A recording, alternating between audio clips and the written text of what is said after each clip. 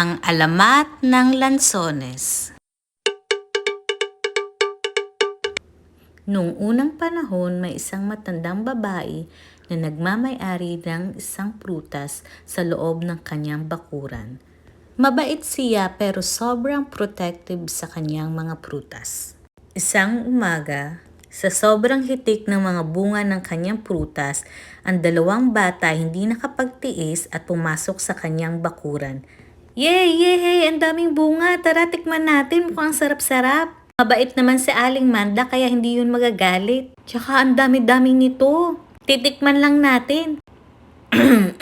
Uh-oh. Aba, mga bata, anong ginagawa niyo sa loob ng bakuran ko? Kung plano ninyong kainin ng prutas na yan ay hindi yan makakain, may lason iyan. Uh-oh. Tuwing may batang nagtatangkang kumain ng kanyang prutas ay ang laging sigaw ni Aling Manda ay, "Wag yan! May lason yan!"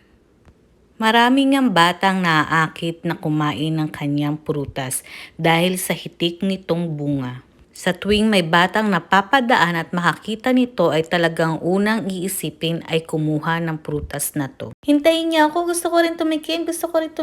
Ops, bawal kayong kumain yan. Sabi ni Lola Manda, may lason daw yan. Gustong gusto ko rin yan tikman dati pero sabi niya may lason kaya tinigil ko na. Malungkot na umuwi ang mga bata.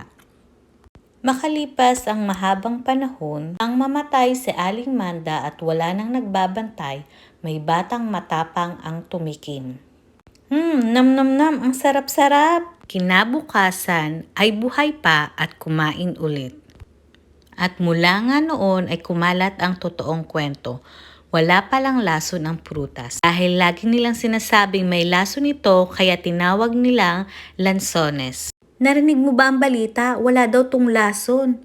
Tara, tikman na natin. Ang mukhang sarap-sarap tsaka ang dami niya. Ngayon ay ini-enjoy na natin ang pagkain ng napakasarap na lansones. Kaya tandaan mga bata, huwag maniwala agad sa sabi-sabi. Alamin muna ang totoo.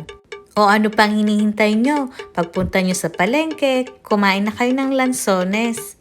Sana nag-enjoy kayo sa kwento natin ngayong araw. Mga bata, huwag kalimutang pindutin ang pulang button, mag-subscribe para makagawa pa ako ng maraming kwento para sa inyo.